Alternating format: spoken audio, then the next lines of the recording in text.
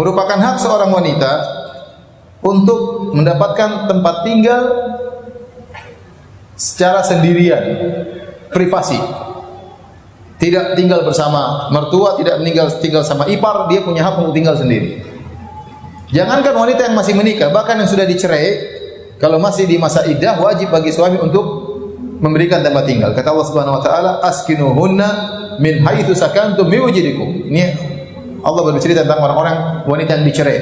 Kalau mereka dicerai, mereka punya hak untuk dapat tempat tinggal selama dalam masa iddah, ya. Apalagi yang belum dicerai, maka dia punya hak untuk mendapatkan tempat tinggal. Nah, tempat tinggal tersebut saya katakan tadi tempat tinggal privasi.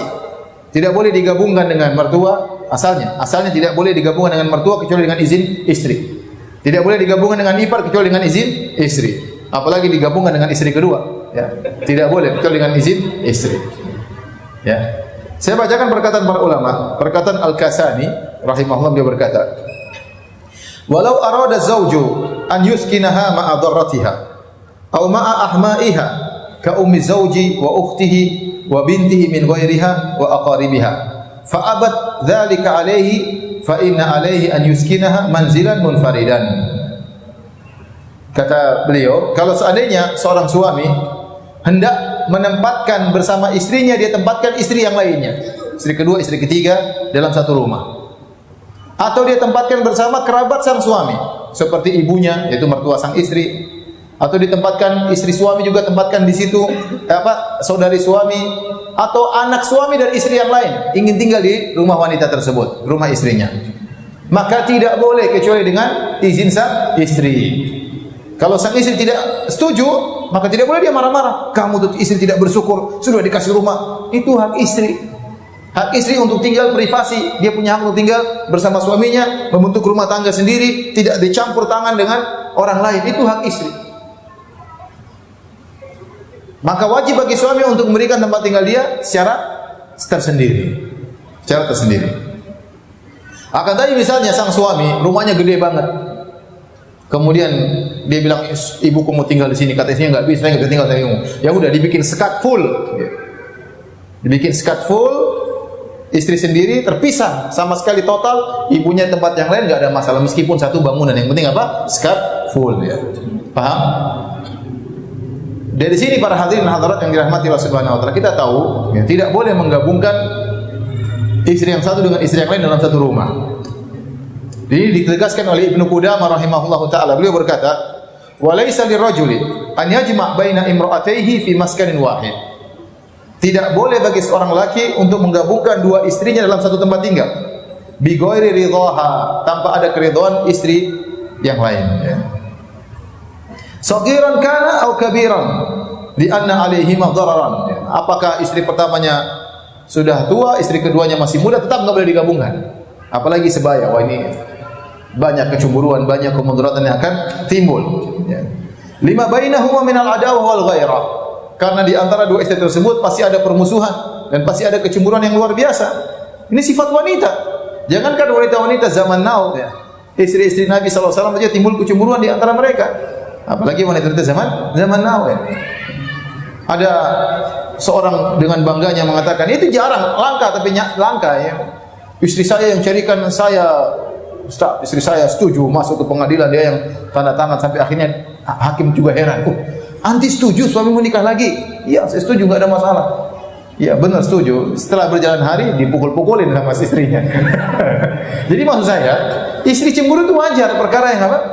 Yang wajar. Maka jangan kita sudah tahu wajar mereka cemburu, jangan kita cari masalah dengan menggabungkan keduanya dalam satu rumah. Ini melanggar syariat, melanggar syariat. Ya.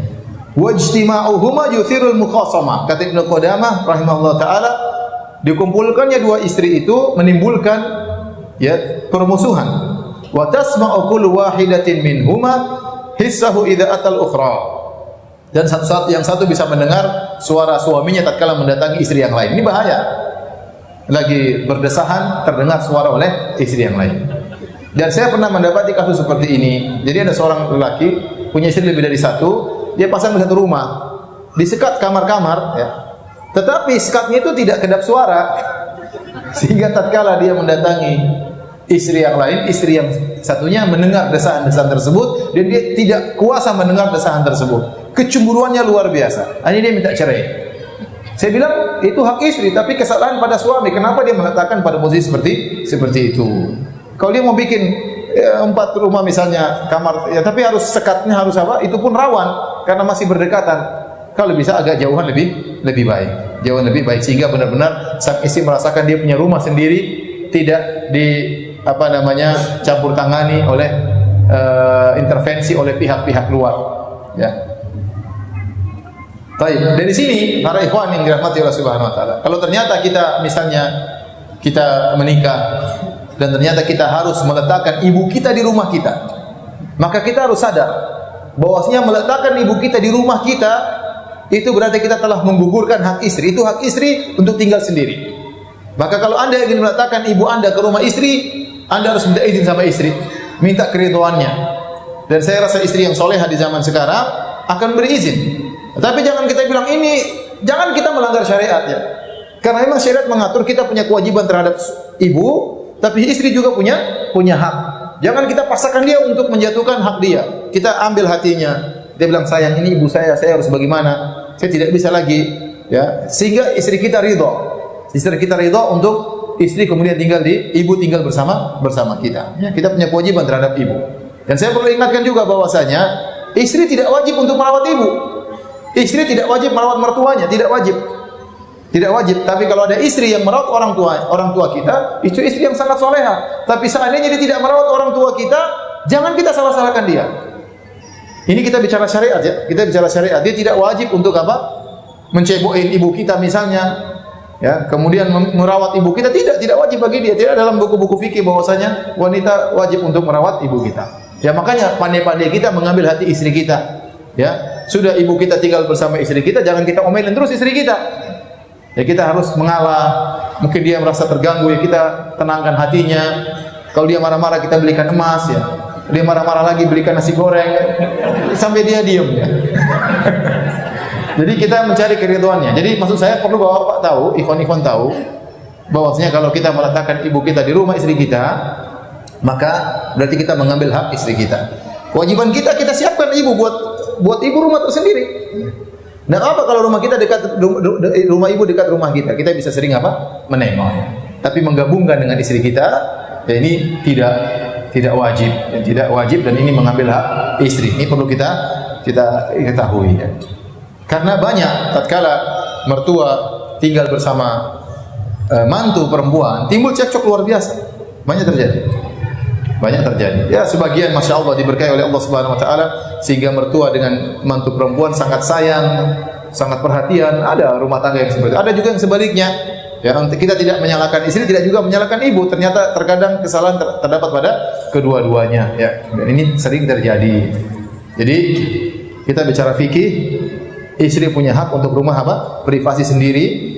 Ya kalau seandainya kita datangkan kerabat kita di rumah tersebut, entah adik kita, entah adik perempuan kita, ya, entah ibu kita, entah ayah kita, maka kita harus benar-benar pandai mengambil hati istri kita, karena kita telah mengambil haknya. Kalau dia ridho nggak ada masalah, tapi kalau dia ridho merupakan hak dia untuk tinggal sendiri.